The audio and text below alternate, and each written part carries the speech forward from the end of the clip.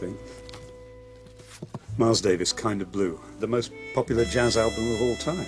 Just before he made this record, on another record that he made with his great friend, collaborator, the composer and arranger Gil Evans, Gil had written a piece for him called Blues for Pablo. You know, we can be pretty certain that the Pablo in question was Pablo Picasso. And in that sense, you know, this was his blue period. And you can play that piece and look at Picasso's blue period paintings at the same time, and they really do echo each other. So blue really was the colour of the 20th century.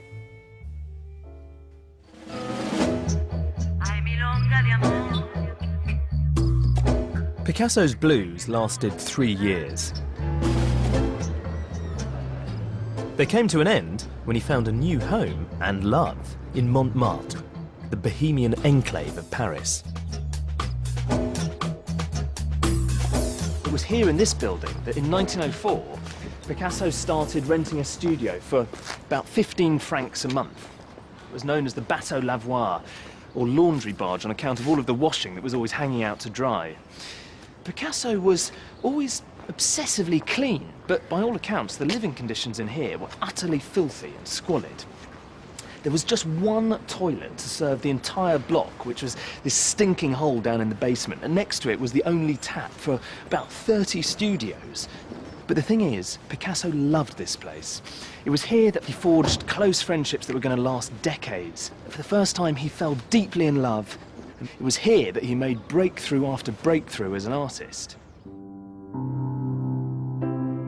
Picasso's new love was called Fernande, and she inspired a transformation in his paintings, shifting away from morose blues to serene pinks in what's known as his Rose period.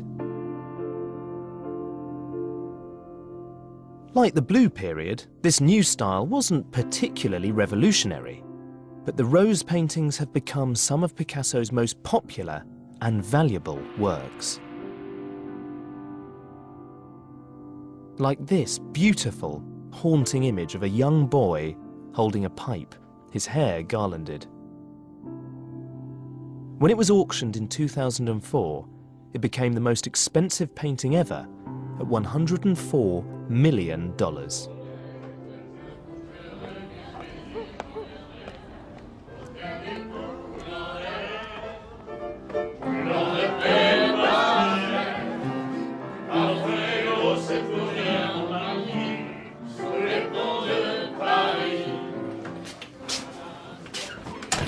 Picasso and his gang of poets and writers would come down the road from the Bateau Lavoir most nights to this working-class tavern called the Lapin Agile, or Jumping Rabbit.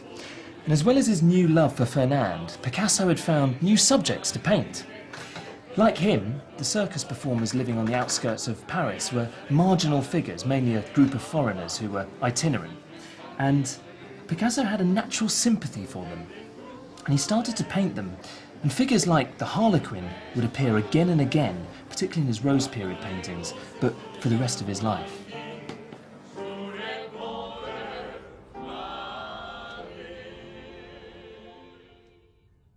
The mysterious, delicate Rose period paintings proved popular with collectors then, just as they are today. And their commercial success ended Picasso's life of poverty. The eerie, dreamlike quality of the paintings has shaped many imaginary landscapes since.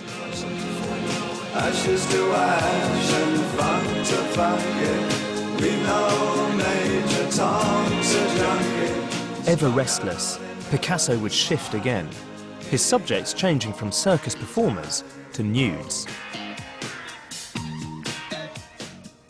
This painting is called Boy Leading a Horse, and Picasso finished it in 1906. It's incredibly grand, monumental, quite timeless. Somehow he's created quite an ancient sense of myth. We don't really know what this landscape is, where this boy's going, and why hasn't he got any reins to lead the horse.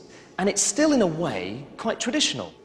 But somehow, just within a year, Picasso went from this to this.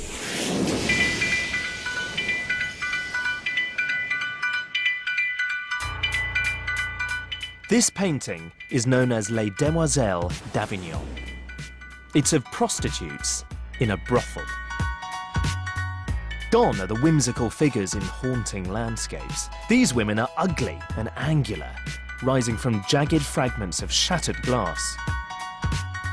It's been described as the rupture moment between the art of the past and the art of the future.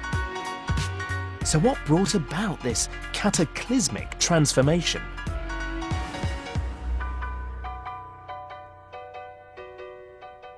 In searching for his own artistic voice, Picasso dug deeper and deeper into his Spanish past, and he became fascinated by the crude severity of ancient Spanish sculptures just like these.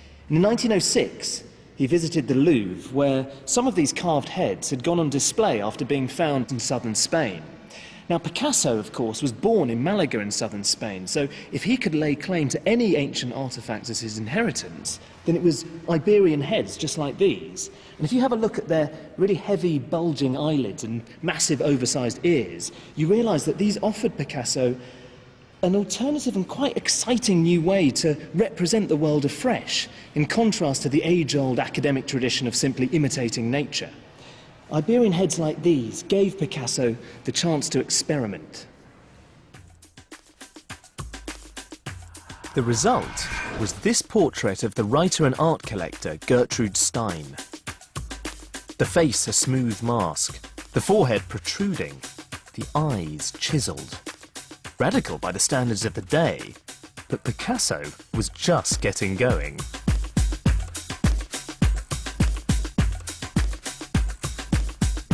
It wasn't just ancient Spanish heads that inspired Picasso. One day, probably in the summer of 1907, he was blown away by a collection of African masks, a bit like this one, that he saw in a museum in Paris. These tribal objects crackled with a raw, primitive power that instantly bewitched him. They were nothing short of a revelation. In the 1800s, conventional art like this, when even of a brothel, was precise, polite, and rather restrained. But Picasso wanted to convey the lurid, carnal harshness of the brothels that he knew only too well. To do this, he abandoned 600 years of artistic refinement. Inspired by the African masks, he shut himself in his studio for months, finally emerging with this.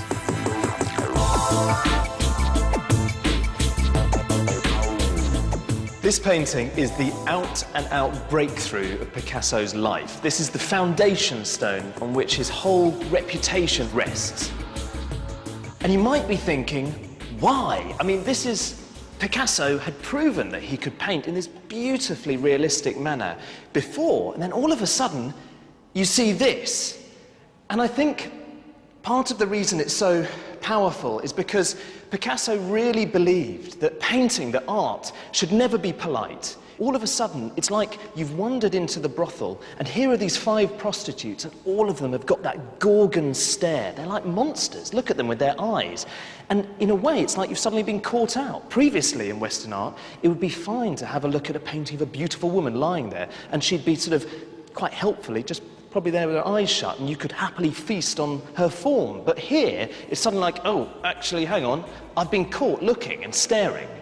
It's got this frenzied, almost diabolical energy. There's something raw about this, and that rawness is what lends it that visceral edge. And there is something dark and demonic flicking around in this room. It was painted in 1907. It was shocking then. People thought that the guy was completely crazy to create something like this. And it's still incredibly shocking now.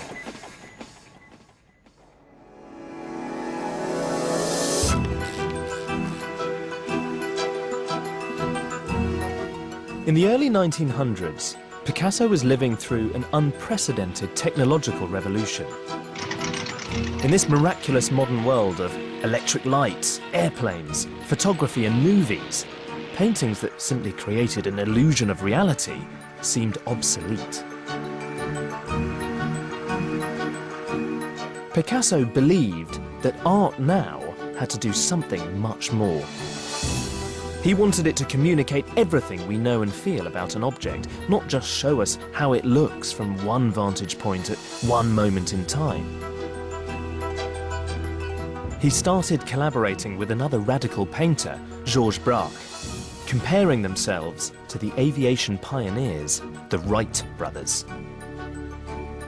They took a sledgehammer to conventional pictorial art, and what they pieced together from the fragments is called Cubism, said to be the most momentous innovation in art since the development of perspective. Picasso painted this in 1910, and in terms of subject matter, it's pretty conventional. You're looking at a woman playing a mandolin, but the way that he's painted her is anything but. This is such a radical departure from what he was doing even 2 years before, and it represents all the hallmarks of his new Cubist style. So the picture's really flattened, perspective doesn't seem to exist, and look at the way that he's fracturing and fragmenting the forms, so that the whole thing looks like a pane of shattered glass. Here, for example, you see the woman's shoulder, but you sort of see over into her back at the same time. And the point is that Picasso's trying to create these multiple viewpoints all at once. Over the next few years, Braque and Picasso pushed their deconstruction of reality further and further. This is another painting of a woman with a guitar, but I'd forgive you if you thought, I really can't see that at all. You can just about make out here, there's an elbow, and I think those are supposed to be a few fingers, and there are the strings of the instrument. But the point here is that Picasso is ditched representation altogether. The process of fracturing and fragmenting form has been taken to its completion, really, and the woman has dissolved into the surface altogether. She's hidden. He said that he wasn't really creating a reality that you could hold in your hands. It was more like capturing the essence of a perfume, something that was in front of you, behind you, to the sides, all at once. The almost complete distortion of the thing being painted was radically, provocatively new. With Cubism, Picasso threw open the doors to abstract art, and in the future, many